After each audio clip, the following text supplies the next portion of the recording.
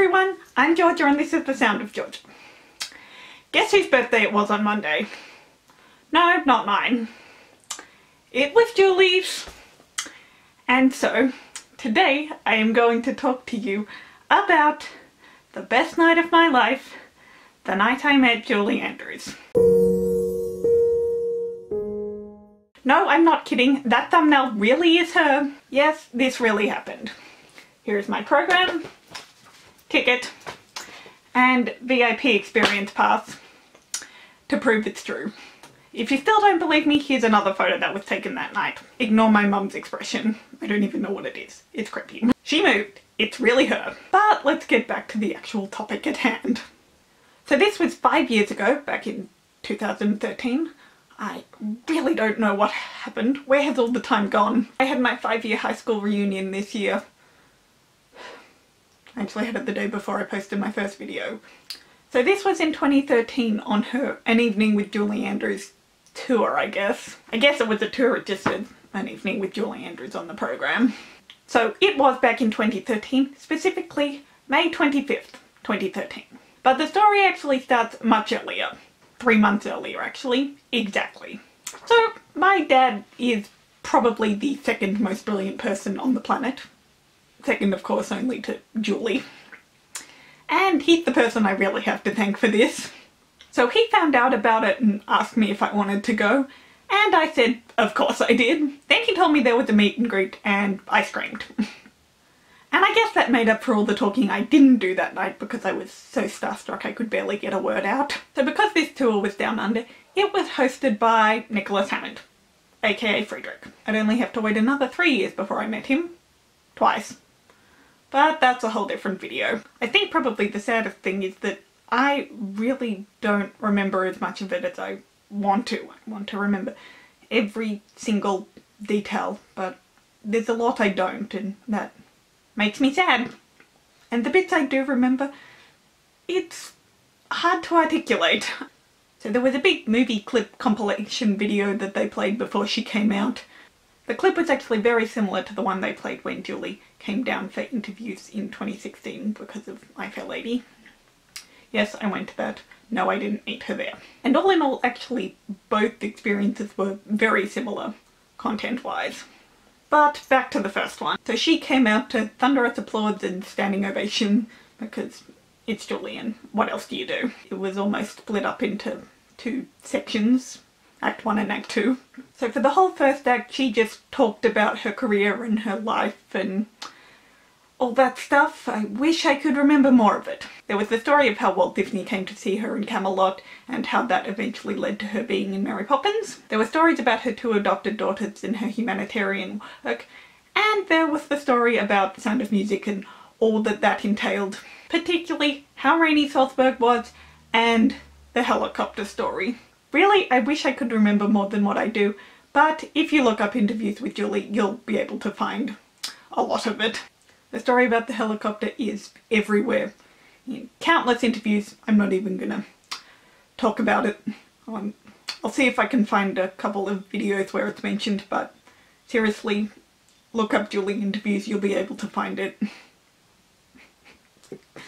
So after intermission in Act 2, Nicholas came back out again and they did a talk show interview type thing. Again, lots of things you'll hear over and over again. From all the interviews I've watched after this night, of course, it seems that there's a finite number of questions she gets asked for the most part, and they just keep going over and over and over again.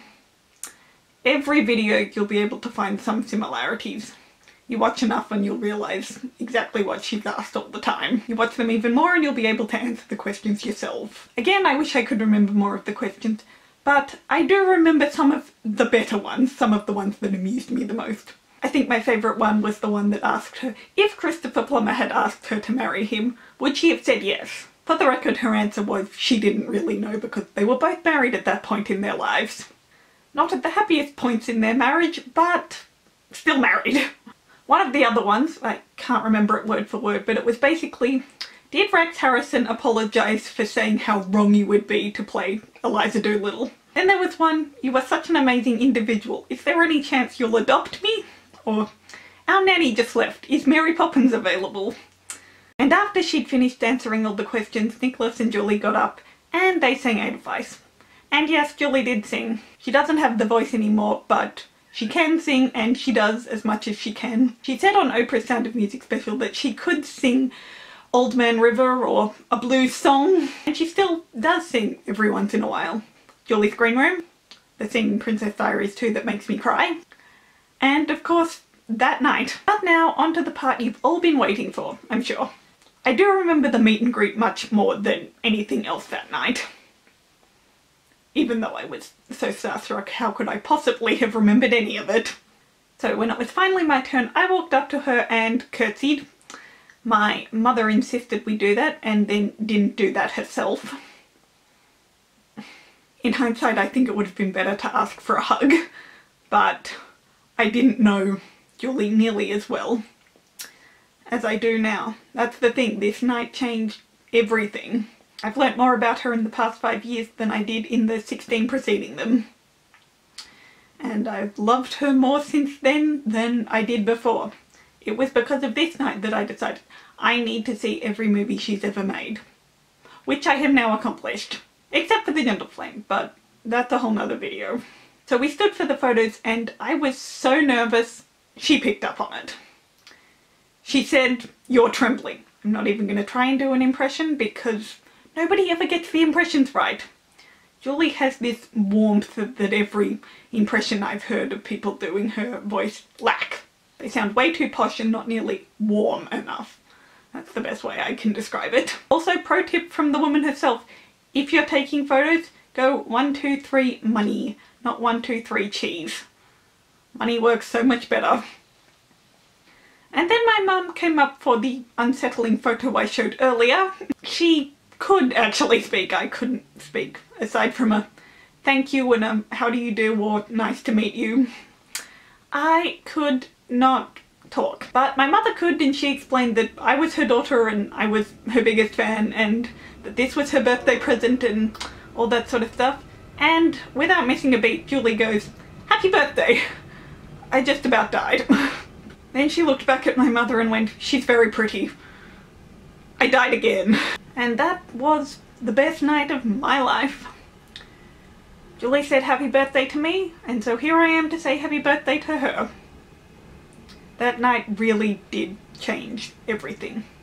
So they say never meet your heroes, and maybe that's not such a bad idea overall, but if Julie's your hero, don't worry about that, go for it.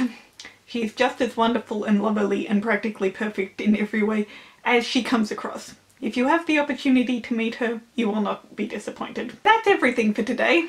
I hope you enjoyed. Let me know in the comments what you would say to Julie if you had the opportunity to meet her. Assuming that I A, had the opportunity again, and B, could get my voice to cooperate, I would ask her what she thought happened at the end of My Fair Lady. What happens after the curtain falls? So let me know what you would say. Happy birthday, Julie, and I'll see you in my video next week. So long, farewell!